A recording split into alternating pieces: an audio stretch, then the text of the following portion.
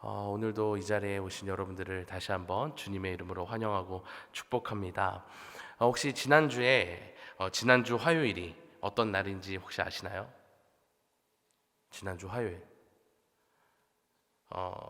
청해진 해운에 배었던 세월호 침몰 사고가 발생한 지 10주년이 되는 날이 지난주 화요일이었습니다.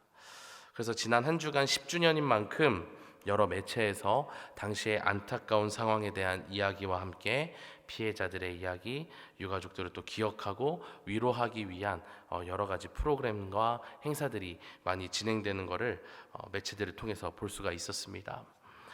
당시 침몰 원인에 대한 이야기가 참으로 많았어요. 참으로 많았는데 결과적으로 어쨌든 세월호 선체조사위원회를 중심으로 이루어진 조사 결과에 따르면 선박 충돌을 회피하기 위한 급격한 변침이 원인이었다라고 하는데요. 한 가지 이제 궁금했던 건 아무리 방향을 급히 바꾼다고 해서 배가 그렇게 쉽게 넘어져서 침몰할 수 있는가라는 거였는데요. 그래서 함께 확인된 것이 당시 세월호가 여객선이었음에도 돈이 되는 그 화물 운송에 집중하다가 화물을 너무나 많이 실었다라는 것이 조사되었고, 또 거기다가 이제 선박이 흔들릴 때 그 중심을 잡아주는 복원력을 갖기 위해 배 맨 밑에 밑바닥에 밸러스트수라고 하는 평형수를 채워야 하는데 그것도 충분히 채우지 않은 것으로 조사되었다라는 거죠.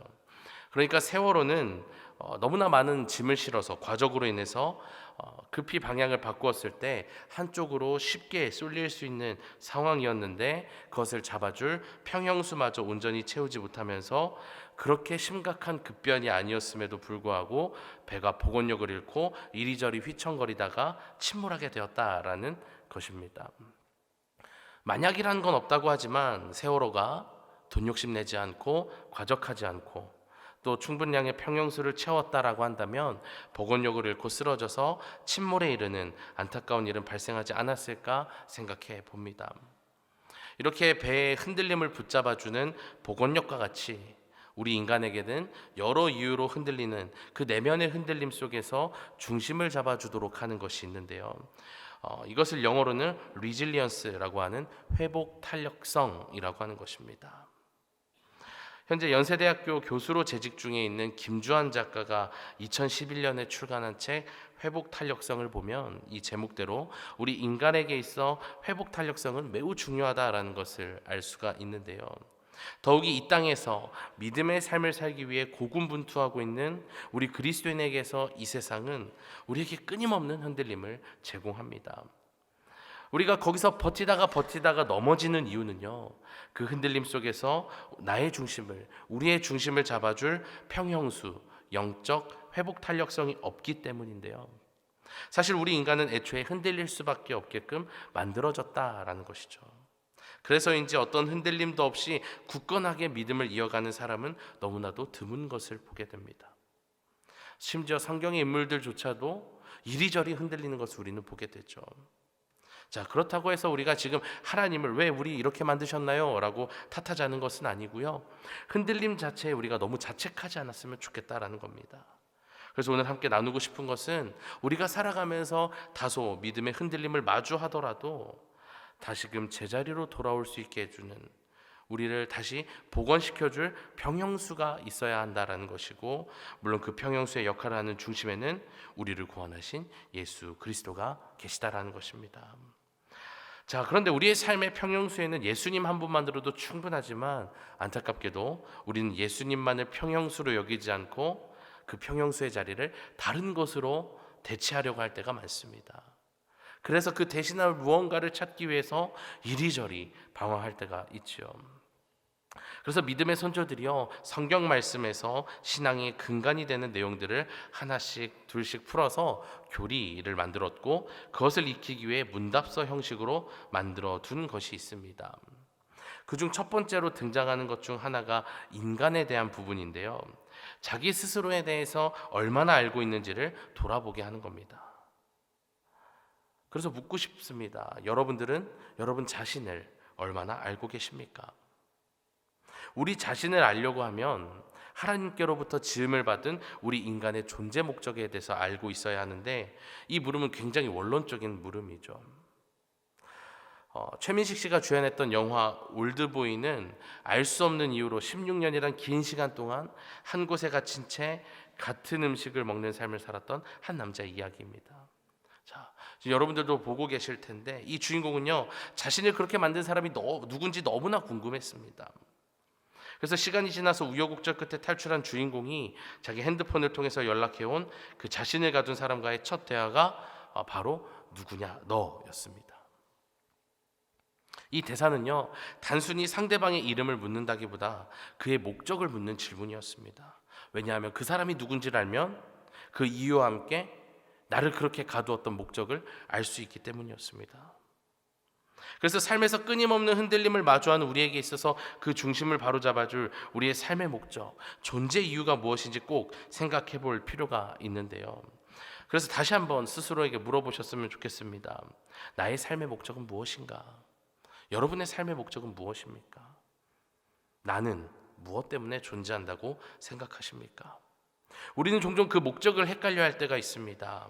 그 이유는 인간에겐 두 종류의 목적이 있기 때문인데요. 하나는 근원적인 목적이고 또 하나는 부차적인 목적입니다.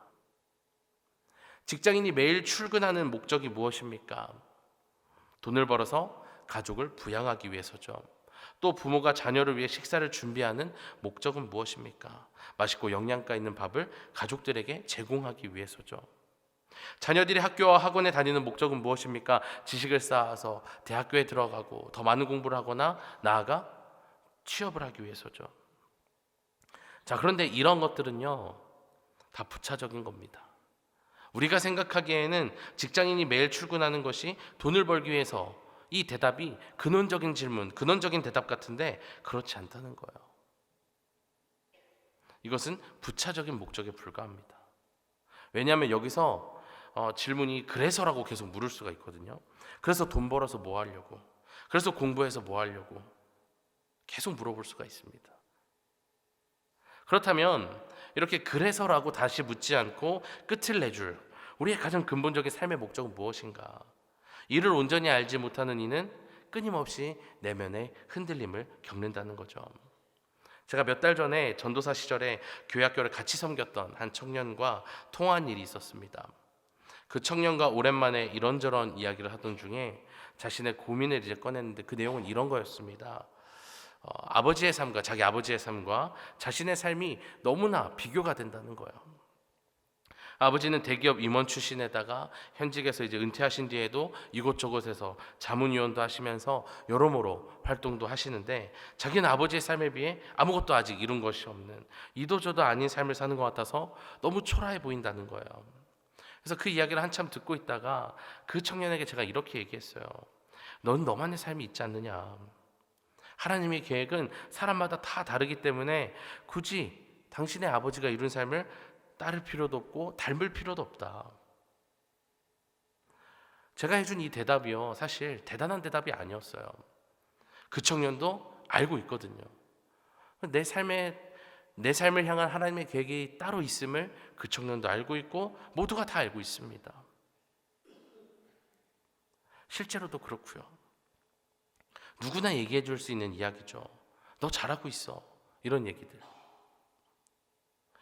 우리 모두도 잘 알고 있습니다. 하나님이 허락하신 저마다의 삶과 하나님께서 나를 향하신 계획이 있다는 것을 우리는 잘 알고 있습니다. 그래서 우리는 우리의 존재 목적, 가장 그 근원적인 목적을 올바로 깨닫기만 하면 되는데 우리는 자꾸만 다른 사람과 나를 비교하면서 그 사람의 뒤를 쫓아가기 바쁜 삶을 살아가고 있습니다. 물론 세상과 다른 사람과 등지라고 하는 것은 아닙니다. 우리가 살아가는 이곳, 우리는 이 세상에서 살아가기 때문에 때때로 세상의 방법을 따르고 세상의 방법을 취하게 될 수밖에 없습니다. 그러나 방법은 세상에 있더라도 우리의 최종 목적은 세상에 있지 않다라고 하는 것이죠. 이사야서 43장 21절 말씀을 우리가 함께 읽어보도록 하겠습니다. 함께 있습니다. 시작. 이 백성은 내가 나를 위하여 지었나니 나를 찬송하게 하려 함이니라. 그렇습니다.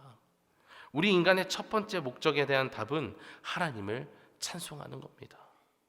웨스트민스터 교리문답서에서는 이에 대해서 하나님을 영화롭게 하는 것, 하나님께 영광을 올려드리는 것이라고도 이제 이야기하는데요.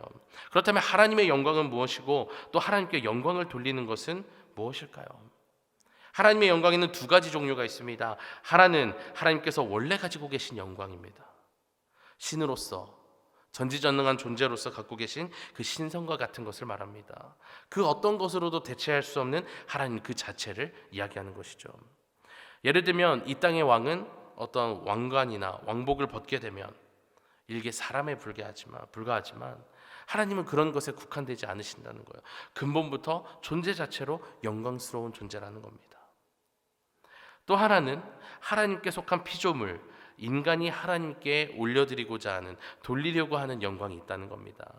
이것은 하나님께 있는 것이 아니라 우리의 어떤 행위를 통해서 하나님께 드리는 영광을 말합니다.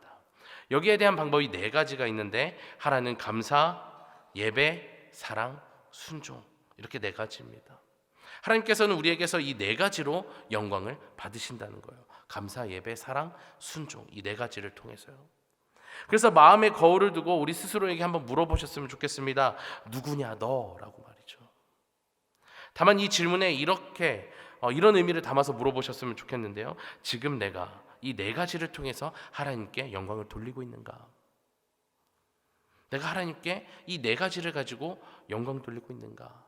그런 의미로 누구냐 너라고 거울을 보시면서 나를 향해 한번 물어보시기 바랍니다. 좀 과격할 수 있지만 이것은 너 그리스도인이 맞느냐라는 질문이 될 겁니다. 하지만 끊임없이 흔들리는 믿음 사이에서 그것을 바로 세우고자 하는, 그것을 회복하고자 하는 우리에게 있어 이 질문은 반드시 필요하다라는 사실이죠. 하나님께서는 여기에 모인 우리 모두를요, 당신의 피조물로서 저마다의 방법으로 영광을 돌릴 그 방법들을, 재능들을 다 허락해 주셨습니다. 그리고 그것이 무엇이 되었든 단 한 가지일지라도 그것으로 영광을 돌릴 수 있게 하셨어요. 그래서 우리는 그 재능을 찾고 발견해서 하나님께 영광을 돌려야 합니다. 그것이 우리의 삶의 목적, 우리가 지음받은 이유이기 때문입니다. 그렇지 않은 삶은 존재 목적에 대해서, 존재 자체에 대해서 끊임없이 의심하고 의문점을 갖게 되는 겁니다. 나는 어떻게 살아야 하는가? 나는 왜 태어났는가? 이런 질문을 끊임없이 하게 되는 겁니다. 우리가 잘 아는 달란트 비유 이야기에서도 잘 알고 있는 것처럼 주인이 한 달란트를 땅에 숨긴 종을 나무랬던 이유는 그가 달란트를 잃어버렸거나 손해를 봐서가 아니었습니다. 달란트를 받았음에도 불구하고 아무것도 하지 않았기 때문에, 그래서 책망을 받았던 거거든요. 우리에겐 그것이 무엇이 되었든 하나님께서 주신 달란트가 있습니다. 우리는 그것을 가만히 내버려둬서는 안 된다라는 겁니다. 이와 비슷한 말씀이 에스겔서에서도 소개가 됩니다. 한 포도원 일꾼이 자기가 포도원에 아무런 손해도 끼치지 않았다라고, 나무를 부러뜨리거나 울타리를 망가뜨리지 않았다고 자기의 일을 다 한 것이라고 말할 수 있을까요? 그렇지 않습니다. 왜냐하면 그가 해야 할 일은요, 포도나무가 상하지 않는 것만이 아니라 포도나무를 잘 키워서 포도라는 열매가 잘 맺히도록 관리하고 수확까지 하는 것이 그의 일이기 때문입니다. 이런 것처럼 우리는 그리스도인으로서 하나님께 영광을 돌려야 하는데, 그렇지 못하면 우리가 받아야 할 구원을 잃게 될지도 모릅니다. 그래서 기억하셨으면 좋겠습니다. 하나님께서 우리에게 바라시는 것은 손해볼까 두려워서 아무것도 하지 않는 그 게으른 모습이 아니라 무엇이 되었든 하나님께 영광을 돌리기 위해 애쓰는 모습이라는 것입니다. 그런데 더욱 큰 문제가 있습니다. 무엇이 더 옳고 그르다라고 하는 것은 아니지만 하나님께 영광을 돌리지 못할 망정 그 영광을 또 도둑질하는 사람도 있다는 거예요. 말씀 하나를 보겠습니다. 마태복음 6장 5절의 말씀인데요, 제가 읽어드리겠습니다. 또 너희는 기도할 때 외식하는 자와 같이 하지 말라. 그들은 사람에게 보이려고 회당과 큰 거리 어귀에 서서 기도하기를 좋아하느니라. 내가 진실로 너희에게 이르노니 그들은 자기 상을 이미 받았느니라. 아멘. 이 말씀에서 우리가 집중해야 할 짧은 문장이 하나가 있습니다. 사람에게 보이려고. 우리가 기도할 때의 목적이 무엇입니까? 하나님께 영광을 돌리거나 하나님 앞에서 회개하거나 하나님께 간구를 하기 위해서 우리가 기도를 하는 겁니다. 우리가 이렇게 얘기하죠. 기도는 하나님과의 대화라고. 하나님만 신경 쓰면 되는 거예요. 나와 하나님 관계만. 그런데 내가 기도하는 사람이라는 것을 다른 사람들에게 보여주려고 일부러 많은 사람들이 모이는 그 회당과 큰 길가에 서서 기도하는 사람들이 이 성경 시대에 당시 있었다는 겁니다.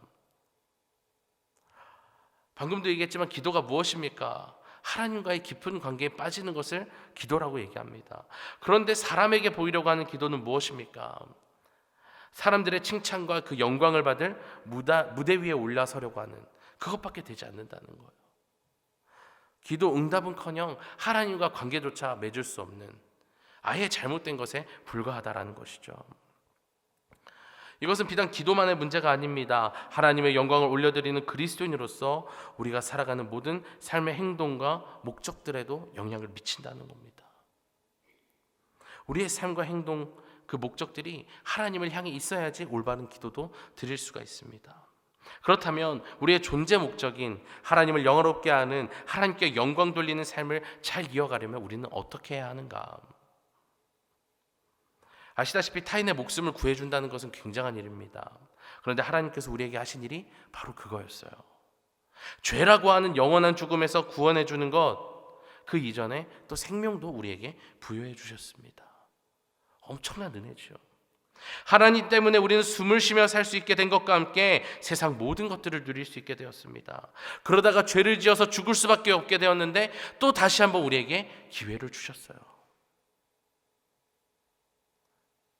이렇게 우리가 받은 모든 것이 하나님께로부터 나온 것입니다. 그렇게 우리는 하나님께 영광 돌리는 것이 매우 당연하다는 것이죠. 로마서 11장 36절의 말씀을 우리 함께 읽어보도록 하겠습니다. 함께 읽습니다. 시작. 이는 만물이 주에게서 나오고 주로 말미암고 주에게로 돌아감이라. 그에게 영광이 세세에 있을지어다. 아멘. 이렇게 우리가 소유하는 모든 것이 하나님에게서 나왔고 이것을 인정함으로 하나님께 우리가 영광을 돌려드릴 때 방금 읽은 말씀처럼 영광이 그에게 세세토록 있을지어다라는 말씀이 지켜지게 되는 것입니다. 이것은 마치 지구의 물이 증발해서 하늘로 올라갔다가 또 비가 되어서 땅에 내리고 강이 되고 냇가가 되고 바다가 되어서 흐른 뒤에 다시 또 태양빛으로 인해서 증발하는 물의 끊임없는 그 순환처럼 끊임없이 이루어질 수 있다는 거예요. 하나님께서 우리에게 베풀어 주시고 그것에 대해 감사하고 그리고 그것이 하나님 것임을 인정하고 하나님께 영광을 올려드리면 하나님께서는 그것을 기뻐 받으시고 다시 우리에게 은혜를 베풀어 주시는 그것이 끊임없이 반복되는 것, 그것을 이야기하는 겁니다. 그렇게 우리는 끊임없이 하나님께 영광을 올려드려야 하는 겁니다.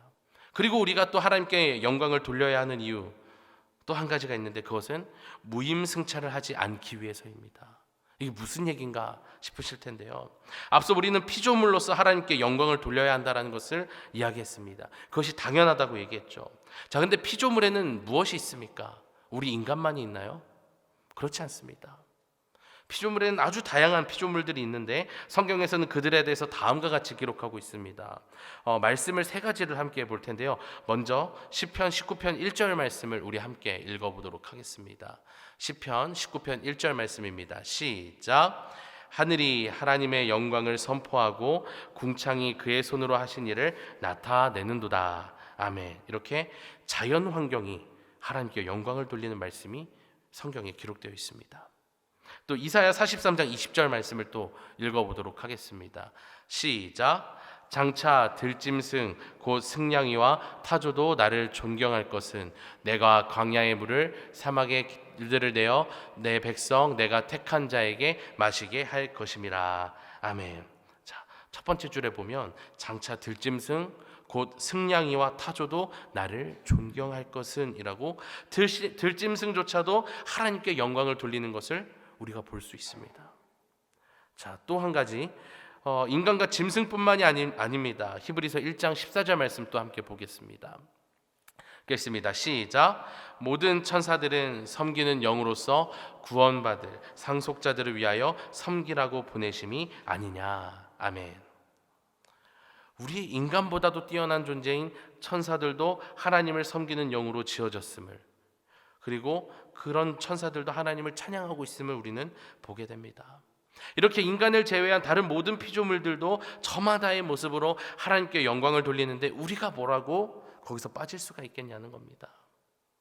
우리도 당연히 함께 찬양하고 영광을 돌리는 그 자리에 동참해야 한다는 것입니다. 그래서 우리는 다른 피조물들과 함께 우리가 할 수 있는 것들을 찾아서 하나님께 우리가 드릴 수 있는 모든 영광을 올려드려야 합니다. 그리고 마지막으로 우리는 어떻게 구체적으로 하나님께 영광을 올려드려야 할까요? 오늘 본문을 다시 한번 우리 큰 목소리로 읽어보도록 하겠습니다. 시작. 그런즉 너희가 먹든지 마시든지 무엇을 하든지 다 하나님의 영광을 위하여 하라. 아멘. 자, 이 말씀은 순수하게 하나님의 영광만을 목적으로 둘 때 하나님께 영광을 돌리게 된다라는 말씀인데요. 이것을 종종 어떤 분들이 오해하셔서 고민에 빠지곤 하는데요. 바로 어떤 고민이냐면 내가 하는 일은 하나님께 영광이 되지 않지 않을까? 하나님께 영광이 될 수 있을까? 라고 하는 고민이에요.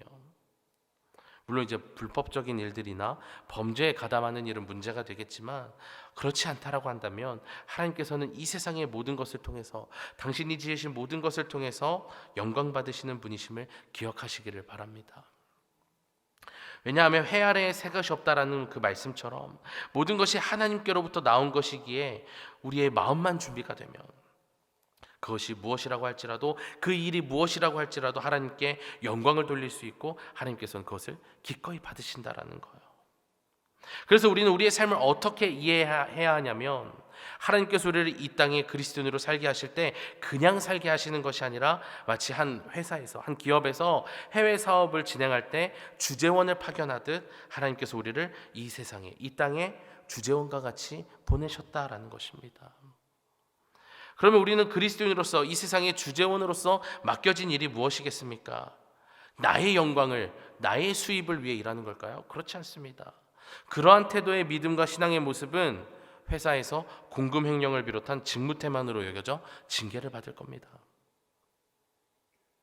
그래서 우리는 어떤 생각을 해야 되냐면 나는 하나님의 주재원이다.